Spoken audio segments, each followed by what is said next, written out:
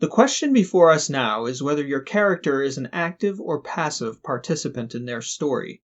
You may be familiar with the term agency as it relates to literary matters. This is more or less the question here. Does your character have agency, and why she should have agency in some cases while maybe not in others? This depends, of course, on the story you're telling and what role your character has in it. This lesson doesn't so much take a position on whether your character should have agency or how much, but rather serves as a guide to help you grapple with these questions fruitfully. So let's get to it. The first order of business is to get a clear picture of what participation means in a narrative sense. There's a difference between, let's say, Mel Gibson screaming until his painted blue face turns actual blue underneath, prompting him to charge across a battlefield and crush some English skulls with the Wallace sword, and, oh, I don't know, that fat, lovable cat, Garfield, sitting in his box all day, dreaming of lasagna. Both seem to be successful stories that people enjoy on some level. We'll look at the extremely active and the extremely passive characters, why they might succeed in some situations and not in others, and touch the important bases in between. And, because I like the occasional spectrum, I'm going to present one here. At the active end, the agent. The most active characters in the story are the agents. The word agent comes from the Latin verb agere, which literally means to do. Agents are the doers of the story world. The agent takes charge and acts, usually in their own interest, and it is their will that drives the story forward. The effector. One step down from the agent is the effector. You could think of this character as the shot caller, the one who effects change in the story world. Think Don Corleone in The Godfather. Don Vito doesn't pull the trigger, but he tells the man who does who to whack and when to do it. Presidents, CEOs, generals, and bosses, they change the story world through the use of sub-agents who do their bidding for them. The undergoer. This is a character who, not so shockingly, undergoes something. Well, what the hell does that mean? You could think of this character as one who sets out into the story world with a purpose. Often this character is on a quest of some kind. Think Alice and her adventures in Wonderland. The undergoer has some agency in that she has the choice to move forward, but what happens to her along the way is not always in her control. She could be attacked by an oversized deck of playing cards or befriended by a smiling Cheshire cat. You have to keep undergoing to find out. The experiencer. The experiencer is still slightly more passive. They are a participant in the story but not an actor.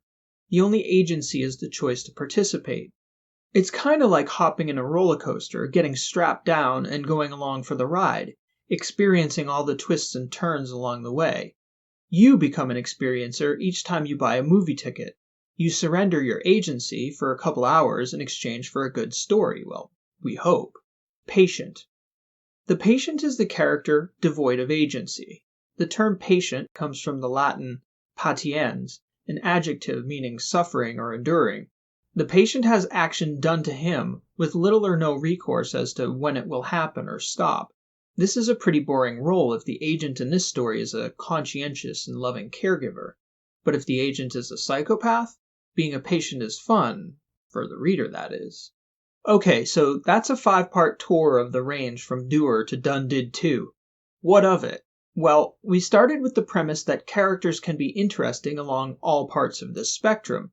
But curiously enough, if we follow good characters through their stories, we'll usually find that they don't stay in one place on this spectrum throughout their entire story. To understand why this is, we're going to explore a funny little concept called genre.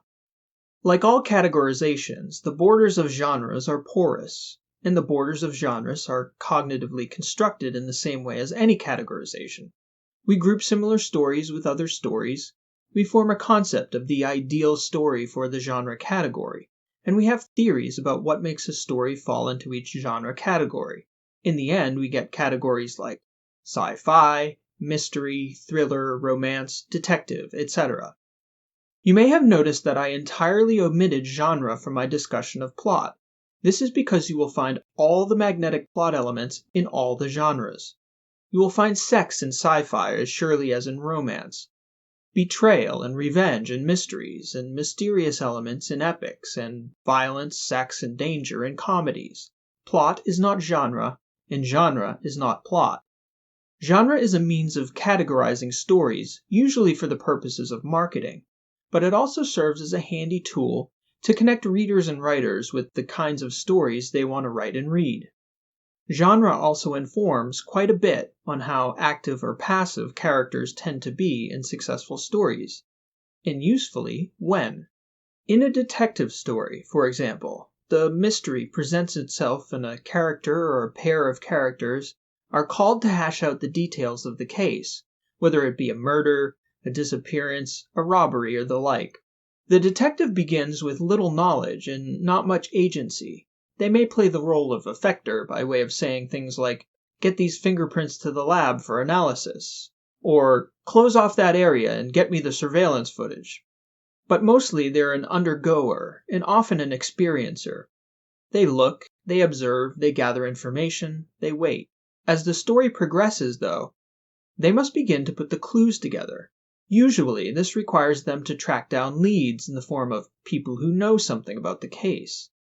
They have to find ways to make these people talk to them, even when they're reluctant. They may threaten, make deals, rough a few people up. They may become effectors and often agents.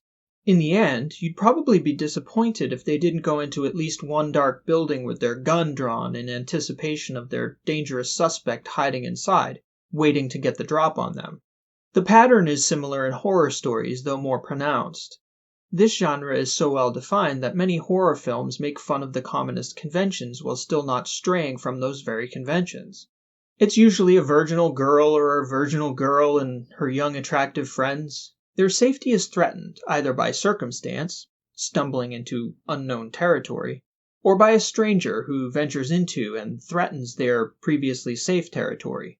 She or they begin the story as patients waiting for the menacing agents to attack, unsure when such incursions will come. These are the initial suspense cues, often accompanied by screams and jumps, and the story is expected to surprise the reader or viewer with the timing of these incursions. Gradually, through experience, the newly unsafe territory becomes slightly more familiar. The patients might figure out a pattern in who or what is attacking them.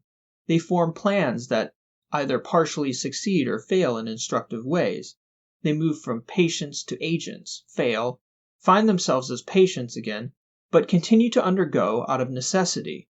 Eventually, the hunted become desperate enough and daring enough to challenge their attackers directly. The patients become agents of their own fate, at least in theory. Usually someone gets away, but never without scars, physical or emotional, and never without the prospect of some unknown menacing force rising up again in a similar manner. Sound familiar? So how is this useful? Consider it a framework for thinking about how your characters should act. In a literary story, the answer will probably not be so clearly defined, but you might consider whether some movement is necessary along the spectrum from agent to patient. The answer is usually yes if you'd like your reader to enjoy your story. Often, when people speak of a character developing an arc or growing, movement along this spectrum is what they're talking about. A character finally deciding to take action is a suspenseful change in its own right, leaving the reader with the question of whether it will work out well or ill for a protagonist. Additionally, agency coupled with genre considerations can be a useful framework for gathering information about stories you may like to imitate or draw from. Who is doing what when, and who is having things done to them? The stories of the perpetrator and the victim can be equally compelling depending on how events shape their outlook. The victim might grow by learning how to heal or defend himself. The perpetrator may grow by taking action to make amends or by suffering just retribution. Agency or patency are neither necessarily good nor bad, nor are they merely academic concepts pretentious undergrads throw into term papers to impress their professors. This is simply a way of considering what characters are doing and why. And it's worth considering for your characters.